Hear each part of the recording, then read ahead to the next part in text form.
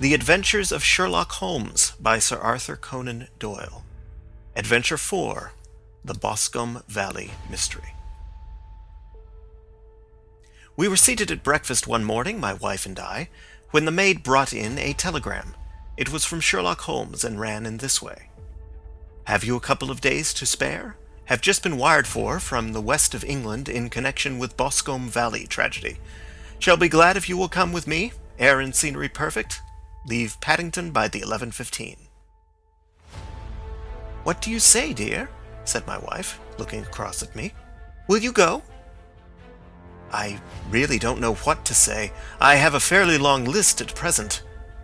"Oh, Anstruther would do your work for you.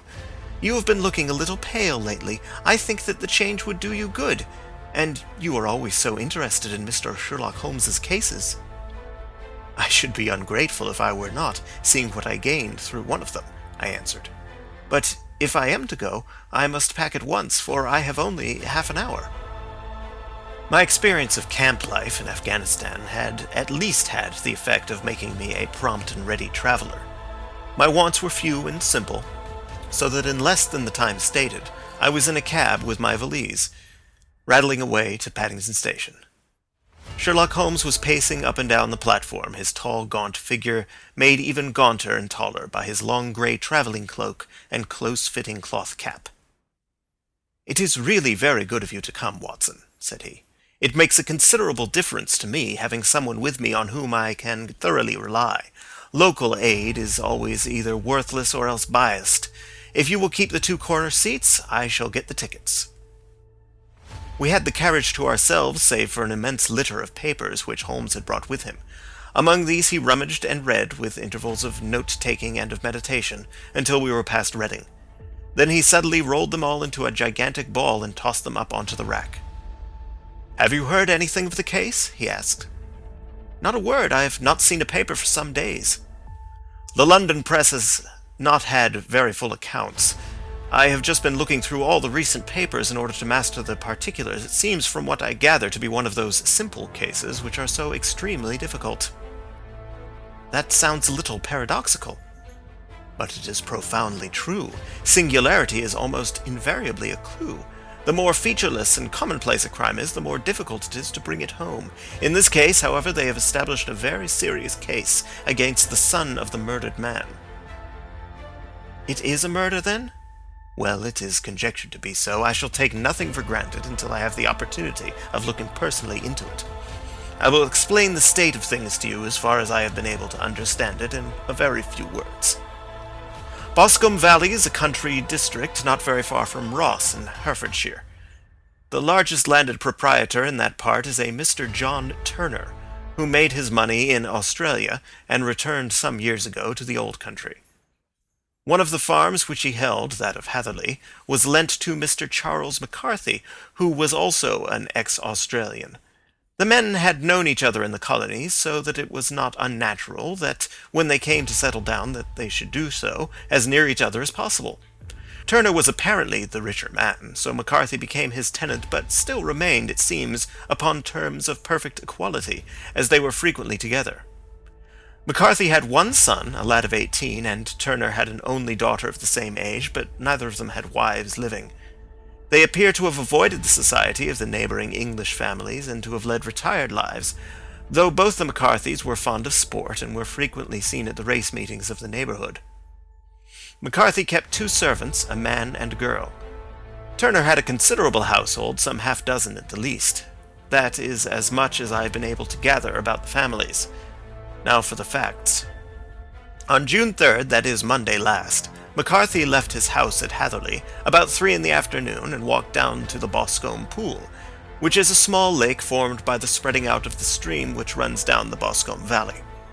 He had been out with his serving-man in the morning at Ross, and he had told the man that he must hurry, as he had an appointment of importance to keep at 3. From that appointment he never came back alive. From Hatherley farmhouse to the Boscombe Pool is a quarter of a mile, and 2 people saw him as he passed over this ground.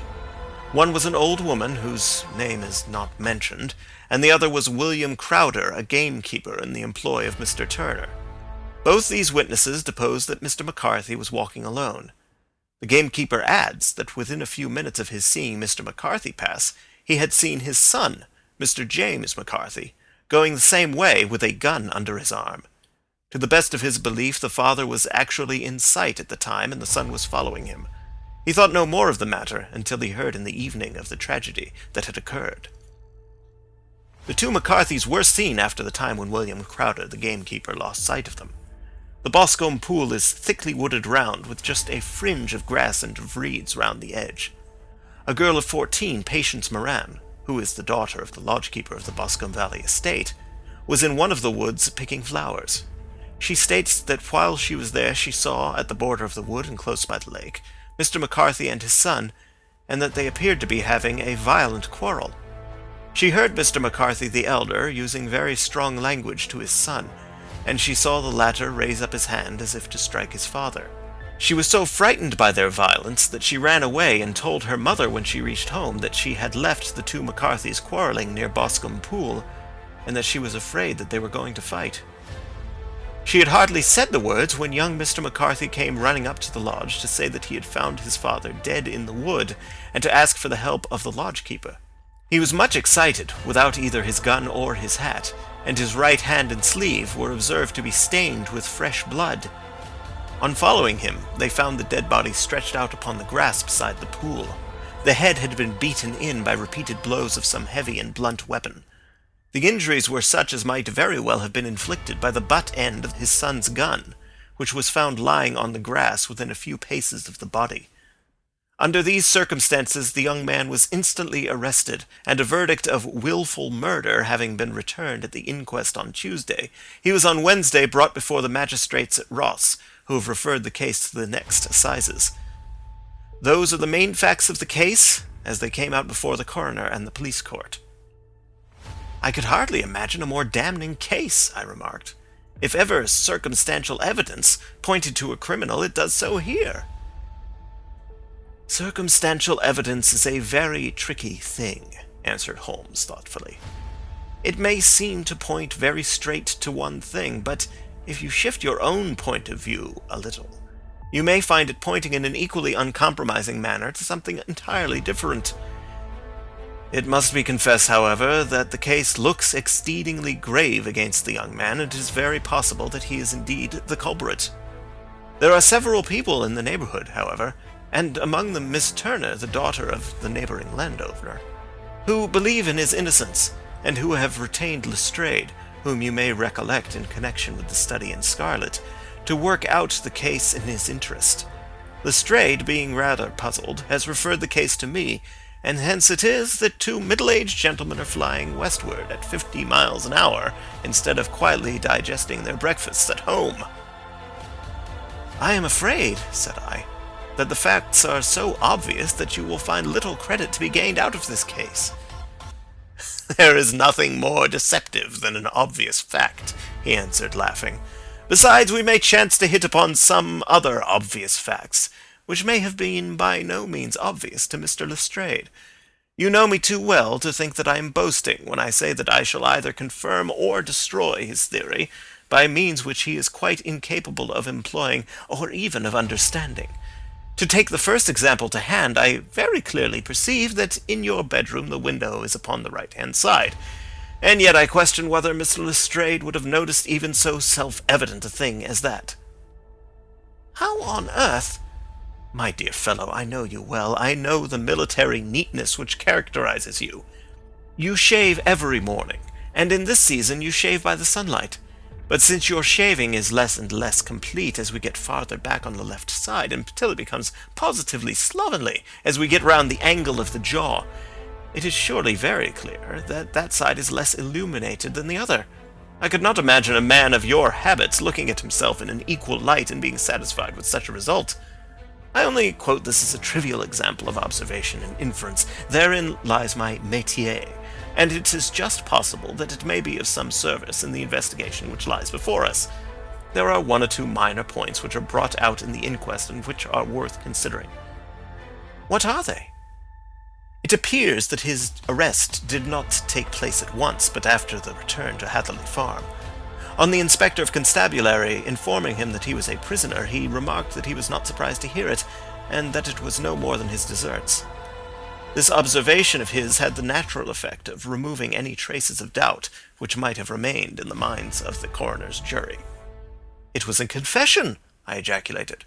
"No, for it was followed by a protestation of innocence. Coming on top of such a damning series of events, it was at the least a most suspicious remark." "On the contrary," said Holmes, "it is the brightest rift which I can at present see in the clouds. However innocent he might be, he could not be such an absolute imbecile as not to see that the circumstances were very black against him. Had he appeared surprised at his own arrest, or feigned indignation at it, I should have looked upon it as highly suspicious, because such surprise or anger would not be natural under the circumstances, and yet might appear to be the best policy to a scheming man. His frank acceptance of the situation marks him as either an innocent man, or else as a man of considerable self-restraint and firmness. As to his remark about his deserts, it was also not unnatural, if you consider that he stood beside the dead body of his father, and that there is no doubt that he had that very day so far forgotten his filial duty as to bandy words with him, and even, according to the little girl whose evidence is so important, to raise his hand as if to strike him. The self-reproach and contrition which are displayed in his remark appear to me to be the signs of a healthy mind rather than of a guilty one." I shook my head. "Many men have been hanged on far slighter evidence," I remarked. "So they have, and many men have been wrongfully hanged." "What is the young man's own account of the matter?" "It is, I am afraid, not very encouraging to his supporters, though there are one or two points in it which are suggestive. You will find it here and may read it for yourself." He picked out from his bundle a copy of the local Herefordshire paper, and having turned down the sheet, he pointed out the paragraph in which the unfortunate young man had given his own statement of what had occurred. I settled myself down in the corner of the carriage and read it very carefully. It ran in this way: "Mr. James McCarthy, the only son of the deceased, was then called and gave evidence as follows. I had been away from home for 3 days at Bristol, and had only just returned upon the morning of last Monday the 3rd. My father was absent from home at the time of my arrival, and I was informed by the maid that he had driven over to Ross with John Cobb, the groom. Shortly after my return, I heard the wheels of his trap in the yard, and, looking out of my window, I saw him get out and walk rapidly out of the yard, though I was not aware in which direction he was going. I then took my gun and strolled out in the direction of the Boscombe pool with the intention of visiting the rabbit warren which is upon the other side. On my way I saw William Crowder, the gamekeeper, as he had stated in his evidence, but he is mistaken in thinking that I was following my father. I had no idea that he was in front of me. When about 100 yards from the pool I heard a cry of coo-wee, which is an unusual signal between my father and myself. I then hurried forward and found him standing by the pool. He appeared to be much surprised at seeing me and asked me rather roughly what I was doing there. A conversation ensued which led to high words and almost to blows, for my father was a man of a very violent temper.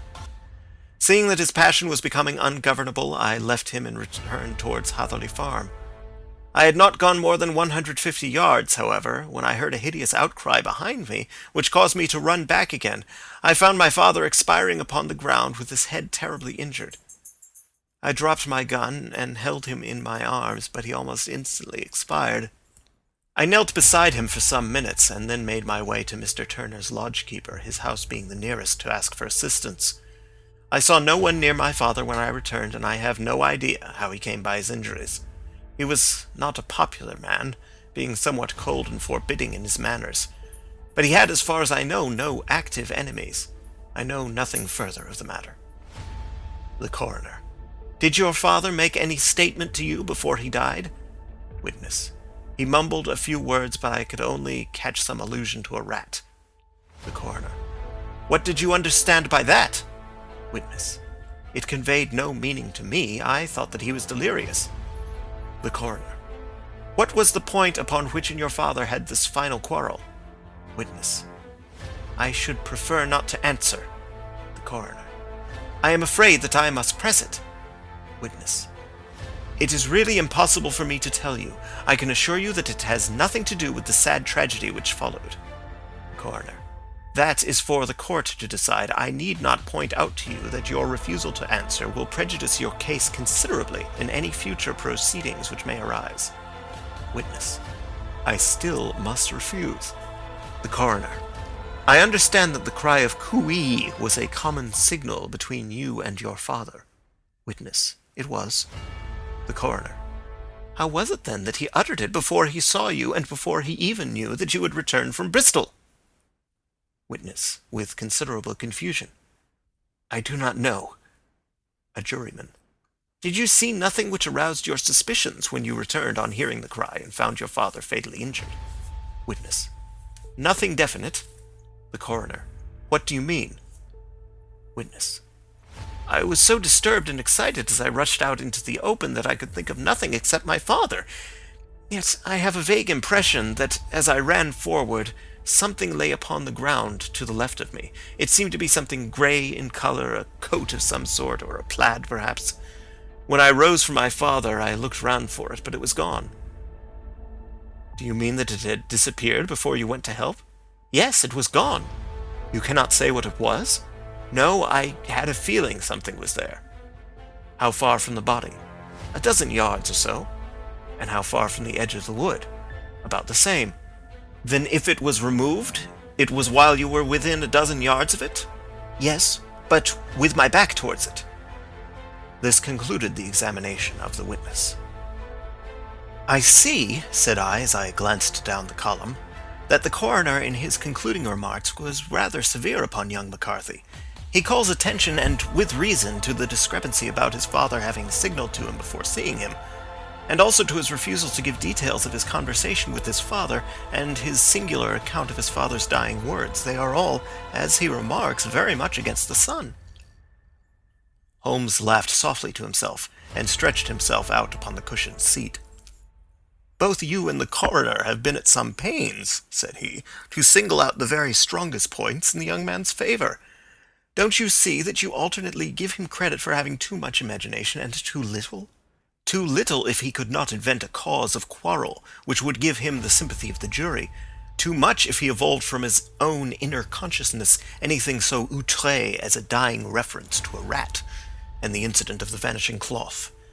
No, sir, I shall approach this case from the point of view that what this young man says is true, and we shall see whither that hypothesis will lead us.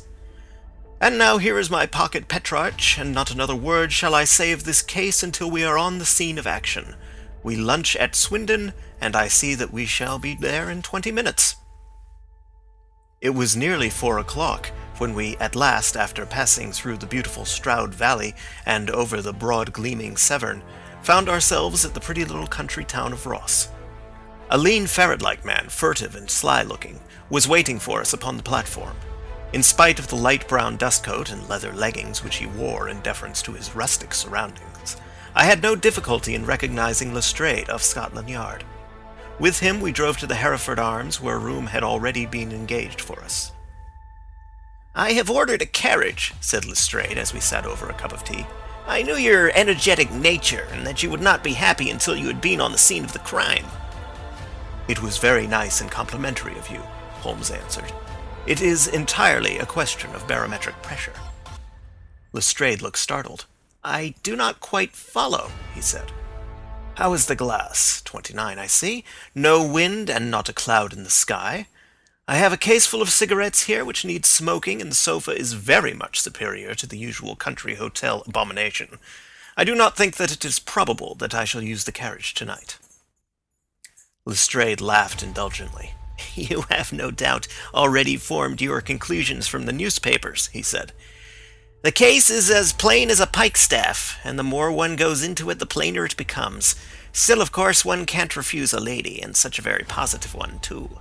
She has heard of you, and would have your opinion, though I repeatedly told her that there was nothing which you could do which I had not already done. Why, bless my soul, here is her carriage at the door." He had hardly spoken before there rushed into the room one of the most lovely young women that I have ever seen in my life. Her violet eyes shining, her lips parted, a pink flush upon her cheeks, all thought of her natural reserve lost in her overpowering excitement and concern. "Oh, Mr. Sherlock Holmes!" she cried. glancing from one to the other of us, and finally with a woman's quick intuition fastening upon my companion. "I am so glad that you have come. I've driven down to tell you so. I know that James didn't do it. I know it, and I want you to start upon your work knowing it too. Never let yourself doubt upon that point. We have known each other since we were little children, and I know his faults, as no one else does, but he is too tender-hearted to hurt a fly. Such a charge is absurd to anyone who really knows him." "I hope we may clear him, Miss Turner," said Sherlock Holmes. "You may rely upon my doing all that I can." "But you have read the evidence. You have formed some conclusion? Do you not see some loophole, some flaw? Do you not yourself think that he is innocent?" "I think that it is very probable." "There now," she cried, throwing back her head and looking defiantly at Lestrade. "You hear? He gives me hopes." Lestrade shrugged his shoulders. "I am afraid that my colleague has been a little quick in forming his conclusions," he said. "But he is right. Oh, I know that he is right. James never did it. And about his quarrel with his father, I am sure that the reason why he would not speak about it to the coroner is because I was concerned in it." "In what way?" asked Holmes. "It is no time for me to hide anything. James and his father had many disagreements about me. Mr. McCarthy was very anxious that there should be a marriage between us. James and I have always loved each other as brother and sister, but of course he is young and has seen very little of life yet, and, well, naturally he did not wish to do anything like that yet, so there were quarrels, and this, I am sure, was one of them." "And your father?" asked Holmes. "Was he in favor of such a union?" "No, he was averse to it also. No one but Mr. McCarthy was in favor of it." A quick blush passed over her fresh young face as Holmes shot one of his keen, questioning glances at her. "Thank you for this information," said he. "May I see your father if I call tomorrow?" "I am afraid the doctor won't allow it." "The doctor?" "Yes. Have you not heard? Poor father has never been strong for years back, but this has broken him down completely. He is taken to his bed, and Dr. Willows says that he is a wreck, and that his nervous system is shattered. Mr. McCarthy was the only man alive who had known Dad in the old days in Victoria." "Ha! In Victoria, that is important." "Yes, at the mines." "Quite so, at the gold mines, where, as I understand, Mr. Turner made his money." "Yes, certainly." "Thank you, Miss Turner. You have been of material assistance to me. You will tell me if you have any news tomorrow. No doubt you will go to the prison to see James. Oh, if you do, Mr. Holmes, do tell him that I know him to be innocent." "I will, Miss Turner." "I must go home now, for Dad is very ill, and he misses me so if I leave him. Goodbye, and God help you in your undertaking." She hurried from the room as impulsively as she had entered, and we heard the wheels of her carriage rattle off down the street. "I am ashamed of you, Holmes," said Lestrade with dignity after a few minutes' silence. "Why should you raise up hopes which you are bound to disappoint? I am not over-tender of heart, but I call it cruel." "I think that I see my way to clearing James McCarthy," said Holmes. "Have you an order to see him in prison?" "Yes, but only for you and me." "Then I shall reconsider my resolution about going out. We have still time to take a train to Hereford and see him tonight?" "Ample." "Then let us do so. Watson, I fear that you will find it very slow, but I shall only be away a couple of hours." I walked down to the station with them, and then wandered through the streets of the little town, finally returning to the hotel, where I lay upon the sofa, and tried to interest myself in a yellow-backed novel. The puny plot of the story was so thin, however, when compared to the deep mystery through which we were groping, and I found my attention wander so continually from the action to the fact, that I at last flung it across the room and gave myself up entirely to a consideration of the events of the day. Supposing that this unhappy young man's story were absolutely true, then what hellish thing, what absolutely unforeseen and extraordinary calamity could have occurred between the time when he parted from his father and the moment when, drawn back by his screams, he rushed into the glade? It was something terrible and deadly. What could it be? Might not the nature of the injuries reveal something to my medical instincts? I rang the bell and called for the weekly country paper, which contained a verbatim account of the inquest. In the surgeon's deposition it was stated that the posterior third of the left parietal bone and the left half of the occipital bone had been shattered by a heavy blow from a blunt weapon. I marked the spot upon my own head. Clearly such a blow must have been struck from behind. That was to some extent in favor of the accused, as when seen quarreling he was face to face with his father. Still, it did not go for very much, for the older man might have turned his back before the blow fell. Still, it might be worthwhile to call Holmes's attention to it. Then there was the peculiar dying reference to a rat. What could that mean? It could not be delirium. A man dying from a sudden blow does not commonly become delirious. No, it was more likely to be an attempt to explain how he met his fate. But what could it indicate? I cuddled my brains to find some possible explanation. And then the incident of the grey cloth seen by young McCarthy. If that were true, the murderer must have dropped some part of his dress, presumably his overcoat, in his flight, and must have had the hardihood to return and to carry it away at the instant when the son was kneeling with his back turned not a dozen paces off. What a tissue of mysteries and improbabilities the whole thing was! I did not wonder at Lestrade's opinion, and yet I had so much faith in Sherlock Holmes's insight that I could not lose hope as long as every fresh fact seemed to strengthen his conviction of young McCarthy's innocence. It was late before Sherlock Holmes returned. He came back alone, for Lestrade was staying in lodgings in the town. "The glass still keeps very high," he remarked as he sat down. "It is of importance that it should not rain before we are able to go over the ground. On the other hand, a man should be at his very best and keenest for such nice work as that, and I did not wish to do it when fagged by a long journey. I have seen young McCarthy." "And what did you learn from him?" "Nothing." "Could he throw no light?" "None at all. I was inclined to think at one time that he knew who had done it and was screening him or her. But I am convinced now that he is as puzzled as everyone else. He is not a very quick-witted youth, though comely to look at, and I should think sound at heart." "I cannot admire his taste," I remarked, "if it is indeed a fact that he was averse to a marriage with so charming a young lady as this Miss Turner." "Ah, thereby hangs a rather painful tale. This fellow is madly, insanely in love with her, but some 2 years ago, when he was only a lad, and before he really knew her, for she had been away 5 years at a boarding school, what does the idiot do but get into the clutches of a barmaid in Bristol and marry her at a registry office? No one knows a word of the matter, but you can imagine how maddening it must be to him to be upbraided for not doing what he would give his very eyes to do, but which he knows to be absolutely impossible. It was sheer frenzy of this sort which made him throw his hands up into the air when his father, at their last interview, was goading him on to propose to Miss Turner. On the other hand, he had no means of supporting himself, and his father, who was by all accounts a very hard man, would have thrown him over utterly had he known the truth. It was with his barmaid wife that he had spent the last 3 days in Bristol, and his father did not know where he was. Mark that point, it is of importance. Good has come out of evil, however, for the barmaid, finding from the papers that he is in serious trouble and likely to be hanged, has thrown him over utterly and has written to him to say that she has a husband already in the Bermuda dockyard, so that there is really no tie between them. I think that bit of news has consoled young McCarthy for all that he has suffered."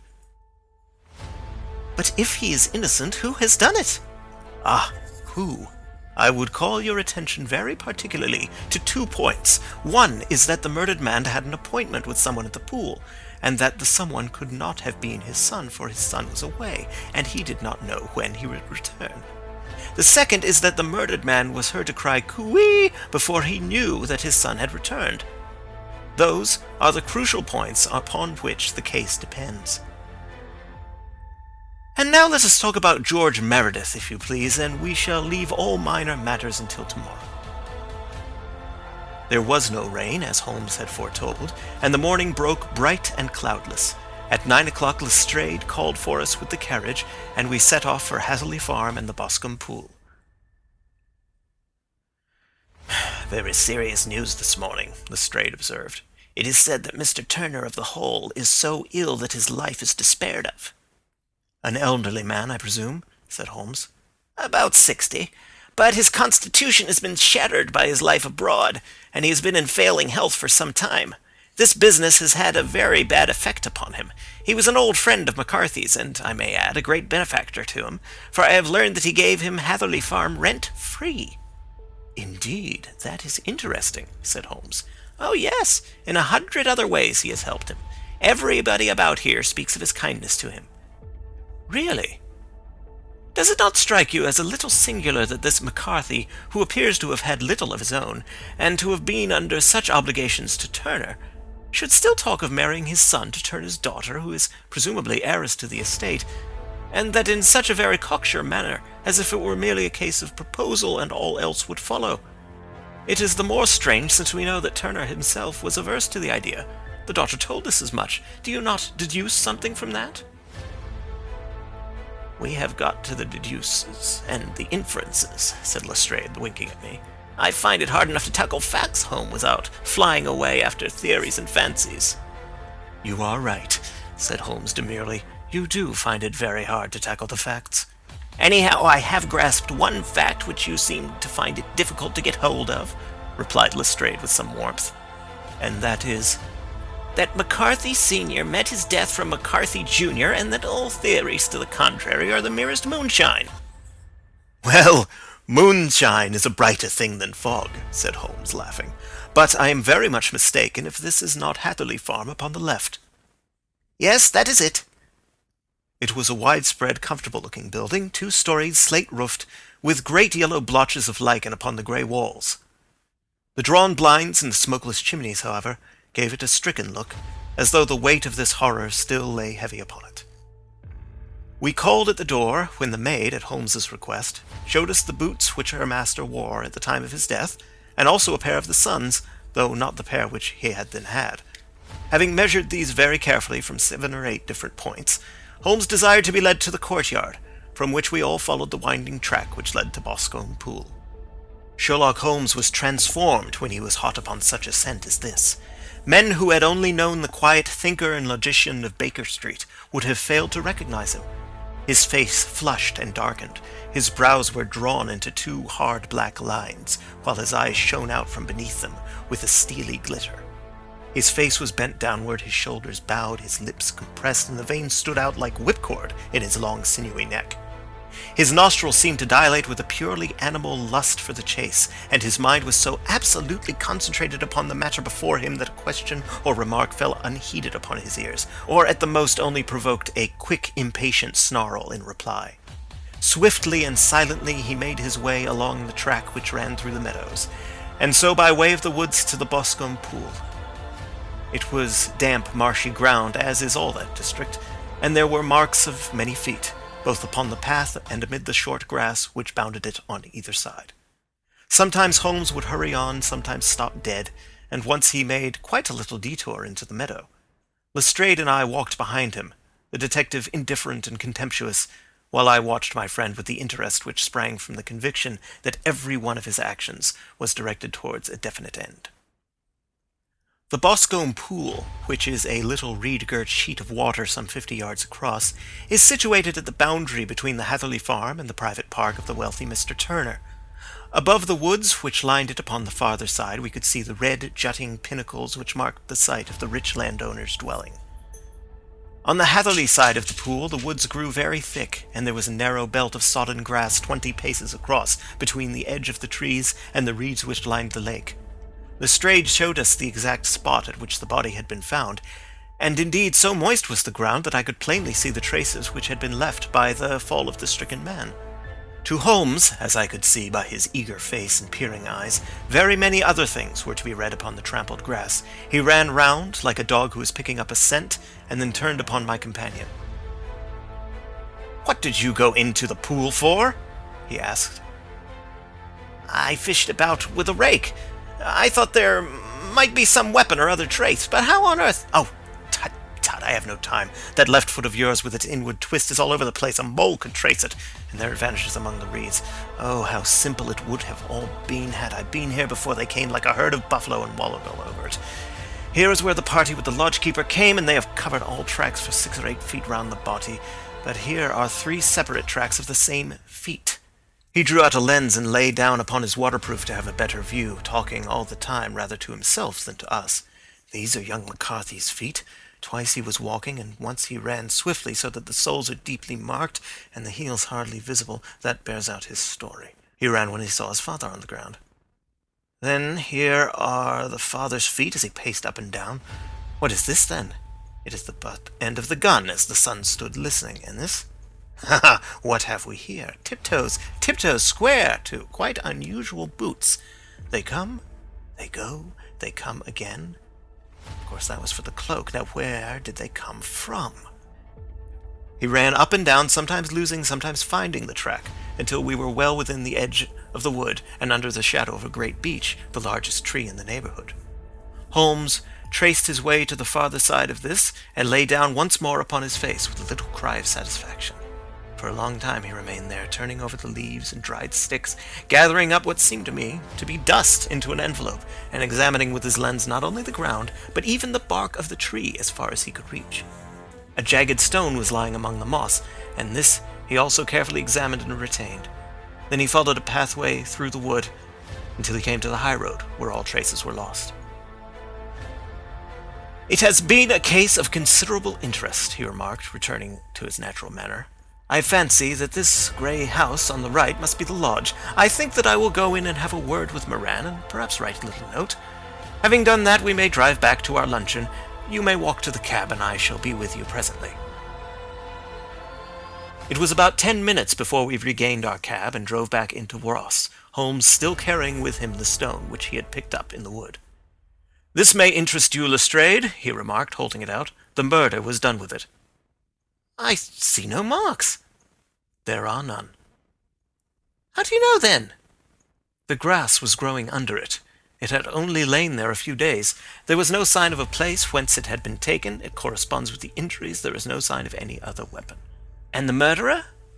"Is a tall man, left-handed, limps with the right leg, wears thick-soled shooting boots and a grey cloak, smokes Indian cigars, uses a cigar holder, and carries a blunt penknife in his pocket. There are several other indications, but these may be enough to aid us in our search."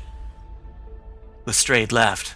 "I am afraid that I am still a skeptic," he said. "Theories are all very well, but we have to deal with a hard-headed British jury." "Nous verrons," answered Holmes calmly. "You work your own method, and I shall work mine. I shall be busy this afternoon, and shall probably return to London by the evening train." "And leave your case unfinished?" "No, finished." "But the mystery?" "It is solved." "Who is the criminal, then?" "The gentleman I describe." "But who is he?" "Surely it would not be difficult to find out. This is not such a populous neighborhood." Lestrade shrugged his shoulders. "I am a practical man," he said, "and I really cannot undertake to go about the country looking for a left-handed gentleman with a game leg. I should become the laughing-stock of Scotland Yard." "All right," said Holmes quietly. "I have given you the chance. Here are your lodgings. Goodbye. I shall drop you a line before I leave." Having left Lestrade at his rooms, we drove to our hotel, where we found lunch upon the table. Holmes was silent and buried in thought, with a pained expression upon his face, as one who finds himself in a perplexing position. "Look here, Watson," he said when the cloth was cleared. "Just sit down in this chair, and let me preach to you for a little. I don't know quite what to do, and I should value your advice. Light a cigar, and let me expound." "Pray do so." "Well, now, in considering this case, there are 2 points about young McCarthy's narrative which struck us both instantly, although they impressed me in his favor and you against him. One was the fact that his father should, according to his account, cry "Cooey" before seeing him. The other was his singular dying reference to a rat. He mumbled several words, you understand, but that was all that caught the son's ear. Now, from this double point our research must commence, and we will begin it by presuming that what the lad says is absolutely true. What of this cooey, then? Well, obviously it could not have been meant for the son. The son, as far as he knew, was in Bristol. It was mere chance that he was within earshot. The cooey was meant to attract the attention of whoever it was that he had the appointment with. But cooey is a distinctly Australian cry, and one which is used between Australians. There is a strong presumption that the person whom McCarthy expected to meet him at Boscombe Pool was someone who had been in Australia. What of the rat, then? Sherlock Holmes took a folded paper from his pocket and flattened it out on the table. "This is a map of the colony of Victoria," he said. "I wired to Bristol for it last night." He put his hand over part of the map. "What do you read?"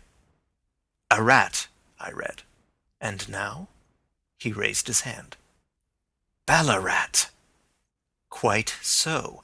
That was the word the man uttered, and of which his son only caught the last two syllables. He was trying to utter the name of his murderer, so-and-so of Ballarat. "It is wonderful!" I exclaimed. "It is obvious. And now you see I had narrowed the field down considerably. The possession of a grey garment was a third point which, granting the son's statement to be correct, was a certainty. We have come now out of mere vagueness to the definite conception of an Australian from Ballarat with a grey cloak." "Certainly.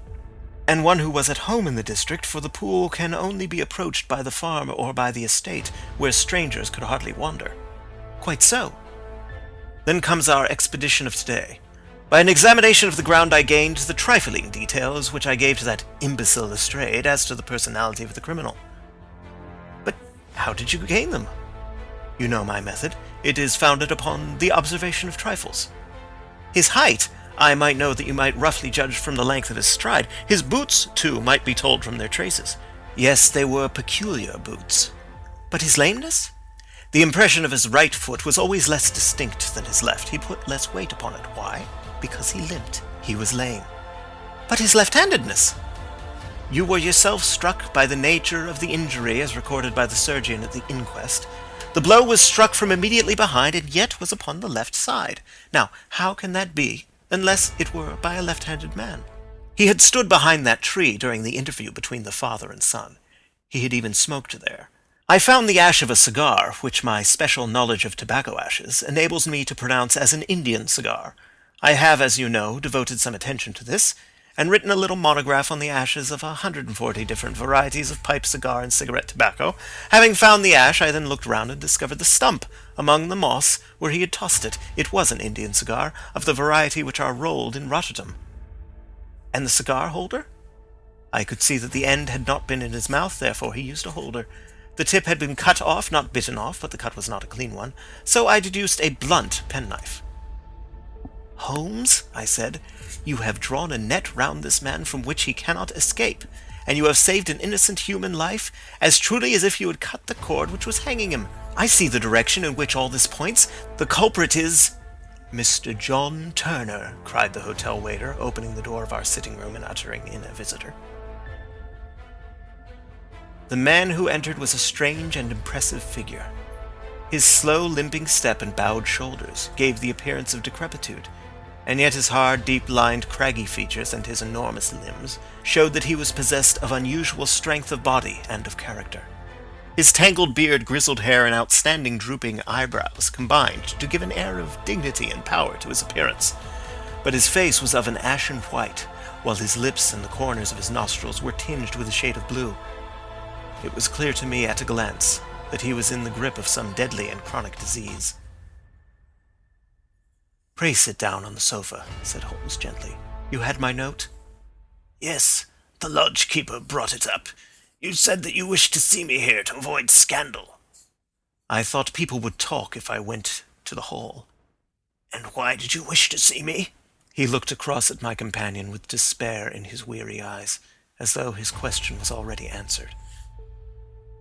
"Yes," said Holmes, answering the look rather than the words. "It is so. I know all about McCarthy." The old man sank his face in his hands. "God help me!" he cried. "But I would not have let the young man come to harm. I give you my word that I would have spoken out if it went against him at the assizes." "I am glad to hear you say so," said Holmes gravely. "I would have spoken now, had it not been for my dear girl. It would break her heart. It will break her heart when she hears that I am arrested." "It may not come to that," said Holmes. "What?" "I am no official agent. I understand that it was your daughter who required my presence here, and I am acting in her interests.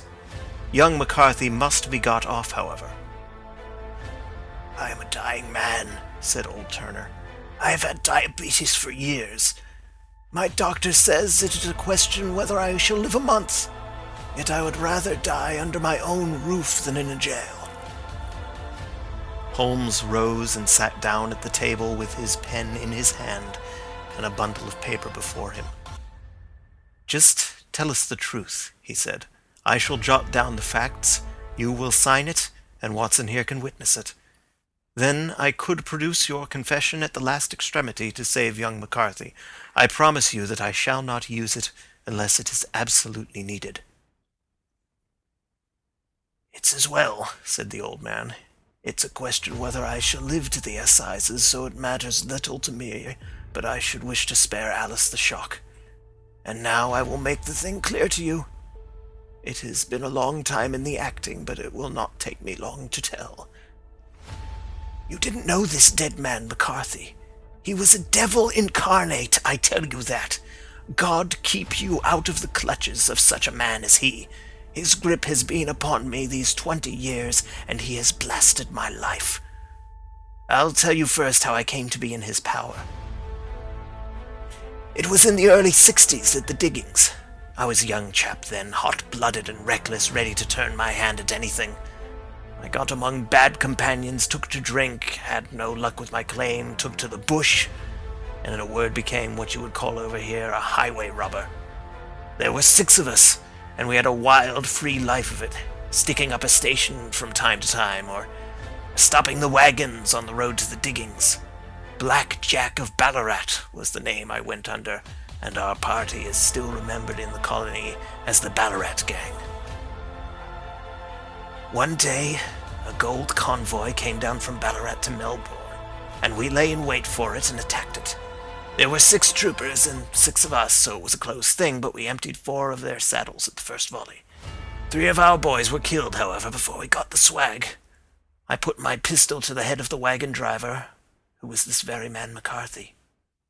I wished to the Lord that I had shot him then, but I spared him, though I saw his wicked little eyes fixed on my face as though to remember every feature. We got away with the gold, became wealthy men, and made our way over to England without being suspected. There I parted from my old pals and determined to settle down to a quiet and respectable life. I bought this estate, which chanced to be in the market, and I set myself to do a little good with my money to make up for the way in which I had earned it. I married too, and though my wife died young, she left me my dear little Alice. Even when she was just a baby, her wee hand seemed to lead me down the right path as nothing else had ever done. In a word, I turned over a new leaf and did my best to make up for the past. All was going well when McCarthy laid his grip upon me. I had gone up to town about an investment, and I met him in Regent Street with hardly a coat to his back or a boot to his foot. "Here we are, Jack," says he, touching me on the arm. "We'll be as good as a family to you. There's 2 of us, me and my son, and you can have the keeping of us. If you don't, it's a fine, law-abiding country is England, and there's always a policeman within hail." Well, down they came to the West Country. There was no shaking them off, and there they have lived rent-free on my best land ever since. There was no rest for me, no peace, no forgetfulness. Turn where I would, there was his cunning, grinning face at my elbow. It grew worse as Alice grew up, for he soon saw I was more afraid of her knowing my past than of the police. Whatever he wanted he must have, and whatever it was I gave him, without question. Land, money, houses, until at last he asked a thing which I could not give. He asked for Alice. His son, you see, had grown up, and so had my girl. And as I was known to be in weak health, it seemed a fine stroke to him that his lad should step into the whole property. But there I was firm. I would not have his cursed stock mixed with mine. Not that I had any dislike to the lad, but his blood was in him, and that was enough. I stood firm. McCarthy threatened. I braved him to do his worst. We were to meet at the pool midway between our houses to talk it over. When I went down there, I found him talking with his son, so I smoked a cigar and waited behind a tree until he should be alone. But as I listened to his talk, all that was black and bitter in me seemed to come uppermost. He was urging his son to marry my daughter with as little regard for what she might think, as if she were a slut from off the streets. It drove me mad to think that I and all that I held most dear should be in the power of such a man as this. Could I not snap the bond? I was already a dying and desperate man. Though clear of mind and fairly strong of limb, I knew that my own fate was sealed. But my memory and my girl both could be saved if I could but silence that foul tongue. I did it, Mr. Holmes. I would do it again. Deeply as I have sinned, I have led a life of martyrdom to atone for it. But that my girl should be entangled in the same meshes which held me was more than I could suffer. I struck him down with no more compunction than if he had been some foul and venomous beast. His cry brought back his son, but I had gained the cover of the wood, though I was forced to go back to fetch the cloak which I had dropped in my flight. That is the true story, gentlemen, of all that occurred. Well, it is not for me to judge you, said Holmes, as the old man signed the statement which had been drawn out. I pray that we may never be exposed to such a temptation. I pray not, sir. And what do you intend to do? In view of your health? Nothing. You are yourself aware that you will soon have to answer for your deed at a higher court than the assizes. I will keep your confession, and if McCarthy is condemned, I shall be forced to use it. If not, it shall never be seen by mortal eye, and your secret, whether you be alive or dead, shall be safe with us. Farewell, then, said the old man solemnly. Your own deathbeds, when they come, will be the easier for the thought of the peace which you have given to mine. Tottering and shaking in all his giant frame, he stumbled slowly from the room. God help us, said Holmes after a long silence. Why does fate play such tricks with poor, helpless worms? I never hear of such a case as this that I do not think of Baxter's words and say, there, but for the grace of God, goes Sherlock Holmes. James McCarthy was acquitted at the assizes on the strength of a number of objections which had been drawn out by Holmes and submitted to the defending counsel. Old Turner lived for 7 months after our interview, but he is now dead, and there is every prospect that the son and daughter may come to live happily together in ignorance of the black cloud which rests upon their past. End of Adventure 4, The Boscombe Valley Mystery.